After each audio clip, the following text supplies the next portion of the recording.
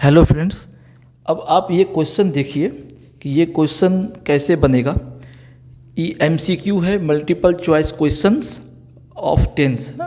कल मैंने tense complete करवाया था, आज मैं उसका आपको कुछ एमसीक्यू करवाऊंगा जो एग्ज़ाम्स के क्वेश्चन आते हैं। ठीक है, पहला क्वेश्चन देखिए, the train dash the station before I arrived. मेरे पहुंचने के पहले ट्रेन जो है स्टेशन से जा चुकी थी कि क्या हुई थी उस पर आपको लिखना है। तो देखिए, आप स्टेशन जब पहुँचे उसके पहले ट्रेन चली गई, निकल गई, तो आप जब पास्ट इंडिफिनिट है आई अराइव्ड, यहाँ है ना बिफोर आई अराइव्ड, तो बिफोर आई अराइव्ड का मतलब कि पास्ट इंडिफिनिट में आप हैं, तो आपसे भी ज़्यादा पास्ट में ट्रेन चली गई। आप पहुँचे हैं उसके पहले ट्रेन चली गई, तो ये लेफ्ट नहीं होगा। क्यों नहीं होगा? क्योंकि ये आई अराइव्ड है, ये भी वर्ब टू है पास्ट इंडिफिनिट, ये भी पास्ट इंडिफिनिट है, तो ये नहीं होगा, माने सिंपल पास्ट नहीं होगा। इज लिविंग, प्रेजेंट का तो कोई मतलब ही नहीं है। इज लिविंग तो हो गया क्या, present continuous. He is living, he is eating, he is going, इससे कोई मतलब ही नहीं है क्योंकि पास्ट की बात हो रही है। चौथा ऑप्शन देखिए, लिव्स, ये भी क्या है, प्रेजेंट इंडिफिनिट में ये प्रेजेंट इंडिफिनिट है। ठीक है, इज लिविंग था वो प्रेजेंट कंटिन्यूअस था, ये प्रेजेंट कंटिन्यूअस है। ठीक है, तो प्रेजेंट कंटिन्यूअस भी तो नहीं होगा। ठीक है, प्रेजेंट इंडिफिनिट है, ये भी नहीं होगा, तो क्या होगा, पास्ट परफेक्ट। ये जो पास्ट परफेक्ट है ये होगा, तो हमारा आंसर क्या होगा, हमारा आंसर ऑप्शन सी होगा। The train had left the station before I arrived. देख लिए। चलिए दूसरा सवाल देखिए, my mother dash get up in the morning every day. मैंने यहाँ पे गेट से संबंधित 4 ऑप्शन दिया गया है ना। इसका हिंदी हुआ, मेरी माँ सुबह रोज उठती है। अब रोज सुबह उठती है, ती है, ता है, ये सब एग्जाम्पल है किसका, ये सब एग्जाम्पल है प्रेजेंट इंडिफिनिट का। ठीक है, तो कोई भी हैबिट या कोई भी यूनिवर्सल ट्रूथ, ठीक है, जैसे सूरज पूरब से उगता है, सूरज पूरब में पश्चिम में डूबता है, तो ये भी हमेशा प्रेजेंट इंडिफिनिट या सिंपल प्रेजेंट का ही वर्ब लेके होता है। उसी तरह से मम्मी माँ रोज सुबह उठती है, तो ये हैबिट बताता है, तो हैबिट जो है वो हमेशा आपको प्रेजेंट इंडिफिनिट में ही होगा। तो प्रेजेंट इंडिफिनिट का सेंटेंस कौन है, हैज बीन गेटिंग, ये तो नहीं होगा, ये तो आपको परफेक्ट कंटिन्यूअस है, प्रेजेंट परफेक्ट कंटिन्यूअस नहीं होगा। वाच गॉट, ये नहीं होगा, ये तो पास्ट में है। गेट्स, ये है आपको प्रेजेंट इंडिफिनिट का सेंटेंस, क्योंकि ये हैबिट बताता है और हैबिट हमेशा प्रेजेंट इंडिफिनिट में ही हमें आएगा। ये सवाल हमेशा आता है हर कंपटीशन में, इंग्लिश में 1-2 सवाल तो रहेगा ही रहेगा, इसको याद रखिएगा। यूनिवर्सल ट्रूथ या कोई हैबिट बताने वाला सेंटेंसेस जो है उसमें हमेशा प्रेजेंट इंडिफिनिट होगा। चौथा ऑप्शन क्या है, will get, future tense, future tense है, ये तो नहीं होगा, क्या आंसर होगा, गेट्स। ओके, आइए कुछ और सवाल देखते हैं हम लोग एमसीक्यू ऑन टेंसेस में।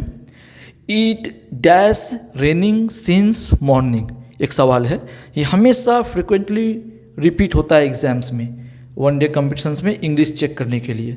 It dash raining since morning, जो सिंस आप देख लेंगे कि सिंस लगा हुआ है, ठीक है, जब सिंस लगा हुआ रहे और फॉर लगा रहे, ये 2 चीज़ लगा रहे, तो आपको क्या देखना है, आपको परफेक्ट कंटिन्यूअस देखना है।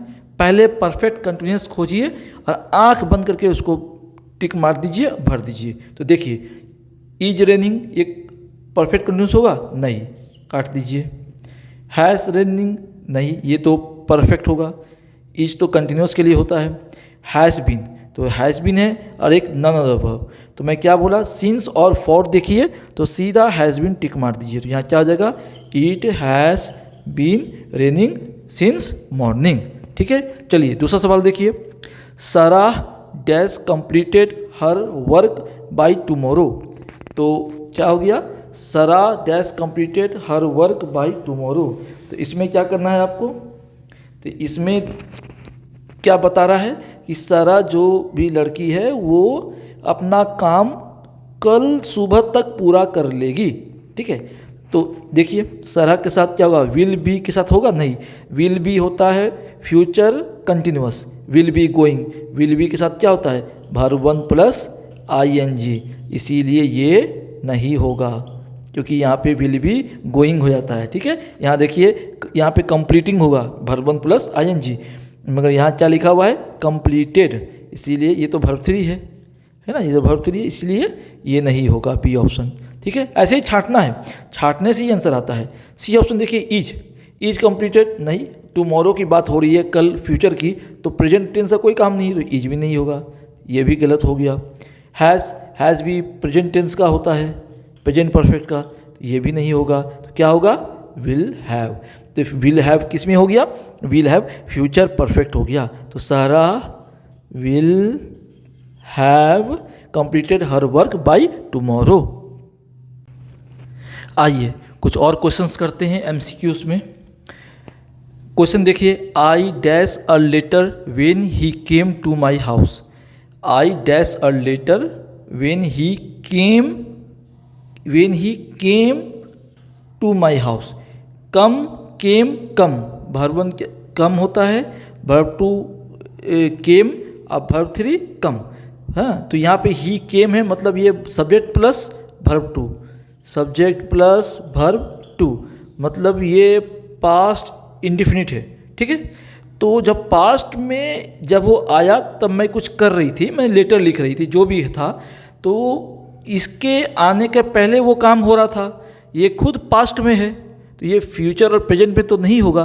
तो जो भी फ्यूचर और प्रेजेंट का सेंटेंस है उसको काट दीजिए, विल है फ्यूचर वाला काट दीजिए, एम है प्रेजेंट वाला, एम ना प्रेजेंट कंटिन्यूअस ना, I am writing present continuous, इसको काट दीजिए, क्योंकि जब वो आई तब वो कुछ कर रही थी, तो जब आई तो खुद पास्ट में है, तो प्रेजेंट वाला और फ्यूचर वाला आपको काट देना है, ये दोनों कट गया। अब ए ऑप्शन और डी ऑप्शन बचा, दोनों पास्ट में है। अब क्या करना है, I dash a letter when he came to my house. ठीक है, तो यहाँ पे रोट कह देंगे, तब तो ये भी सब्जेक्ट प्लस वर्ब 2 हो गया पास्ट इंडिफिनिट, और ये भी पास्ट इंडिफिनिट हो गया। ठीक है, तो ये इसमें बैठता नहीं है, तो करना क्या पड़ेगा, आई वाज राइटिंग, मैं कुछ लिख रही थी जब वो आया तो एक तरफ से स्टॉप हुआ, तो ये लगातार कुछ काम हो रहा था जिसको ये आके एक तरफ से चेक किया, मतलब when he came to my house what I was doing, I was writing, तो I was writing a letter, I was writing a letter when he came to my house. ठीक है, फुल स्टॉप, मतलब मैं letter लिख रही थी जब वो मेरे घर आया। ठीक है, जब ये पास्ट में दिया हुआ एक पार्ट, तो ये भी पास्ट में ही होगा, और जब ये पास्ट इंडिफिनिट है तो यहाँ एक कंटिन्यू वाला चीज़ होगा, जिसको देखते हुए ये फिर सब्जेक्ट प्लस वर्ब 2 को हम ये कर रहे हैं। ठीक है, तो I was writing a letter. Okay, दूसरा क्वेश्चन देखिए, the sun dash in the west. ठीक है, सूरज पश्चिम में डूबता है। मैंने आपको क्या कहा था, यूनिवर्सल ट्रूथ, हैबिट, ये सब हमेशा क्या होता है, हमेशा उसमें आपको प्रेजेंट इंडेफिनिट, जो मैंने पिछले वीडियो में पढ़ाया है, आप उसमें जाइए, जाके देखिए कितना अच्छा उसमें एक्सप्लेन किया गया है।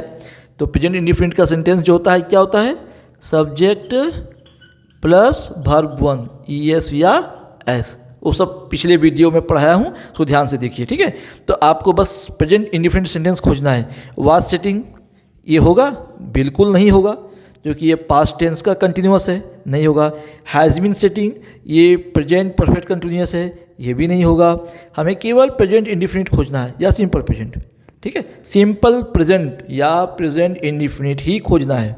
विल सीट फ्यूचर का है, नहीं होगा, तो क्या होगा, सेट्स। ठीक है, तो the sun sets in the west, तो यहाँ क्या आंसर हो गया, द सन सेट्स माने डूबता है। ठीक है, आइए दूसरा सवाल देखिए, she dash less but has strong opinion, मतलब वो, ये सब ऑप्शन देख लीजिए, स्पीक से आपको रिलेटेड करके लिखना है, स्पीक लेकर के, तो वो बोलती कम है मगर जो बोलती है उसका विचार या ओपिनियन बड़ा तगड़ा होता है, बड़ा जोरदार ढंग से उसका विचार या ओपिनियन बहुत मजबूत होता है, बहुत असरदार होता है, मगर वह बोलती कम है। ऐसे बहुत लोग होंगे आसपास आपके भी जो बहुत कम बोलते हैं, मगर बहुत बोलते हैं तो बहुत सोच समझ के बोलते हैं और उनका विचार बहुत बहुत महत्व रखता है। सेम चीज़ यहाँ पे है, ठीक है। तो चलिए क्या लिखेंगे, she dash less but has strong opinion. ये क्या बता रहा है उसके बारे में, ये क्या है उसका कि वह कम बोलती है, ये उसका हैबिट है। क्या है, हैबिट। तो जहाँ हैबिट आ गया, जहाँ यूनिवर्सल ट्रूथ आ गया, तो वहाँ हम लोग क्या करेंगे, कुछ नहीं, बस प्रेजेंट इंडिफिनिट पहला पार्ट देखेंगे।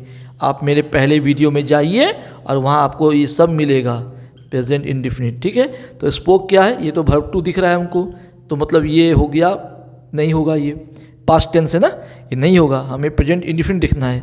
ये हो गया पास्ट इंडिफिनिट, नहीं होगा। ये हैज़ स्पोकन, ये है आपको प्रेजेंट परफेक्ट, ठीक है, ये भी नहीं होगा, काट दिए। विल स्पीक, ये तो फ्यूचर है, ये तो होगा ही नहीं, क्योंकि हैबिट फॉर्मिंग प्रेजेंट इंडिफिनिट, ये भी नहीं होगा। चौथा ऑप्शन क्या है, स्पीक्स, एकदम सही है, सब्जेक्ट प्लस वर्ब वन। और यहाँ सी है, अकेला है, तो अकेली है तो वर्ब में ईएस या एस लगता है, ठीक है। तो वर्ब में क्या लगता है, ईएस या एस, सिंगल बनाने के लिए वर्ब वन में, तो इसीलिए यहाँ पे स्पीक में जोड़ दिए एस, तो ये हो गया she speaks less but has strong opinion.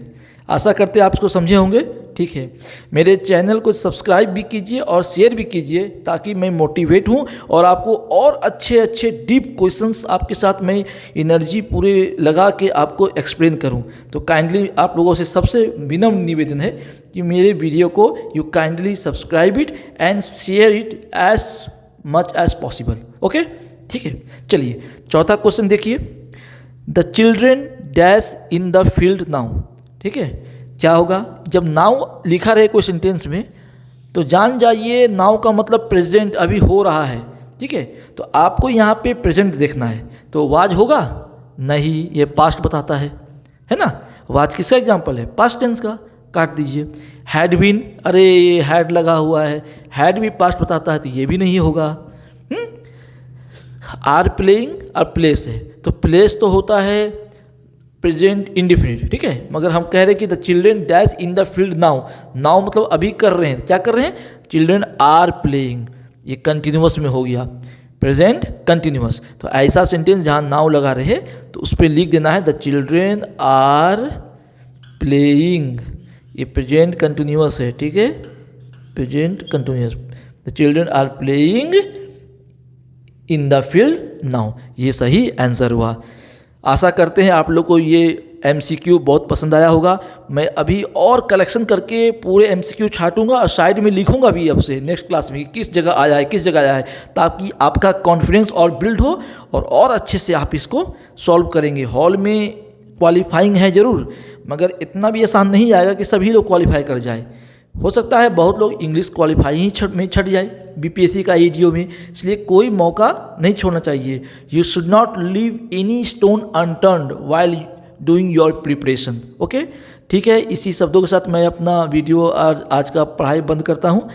Please यदि आप चैनल में नए हैं तो सब्सक्राइब कीजिए, शेयर कीजिए, ताकि मैं आपको देखूं कि आप लोग भी इंटरेस्ट रख रहे हैं तो मैं और से और ज़्यादा वीडियो बनाऊं। ओके, थैंक यू, नमस्कार।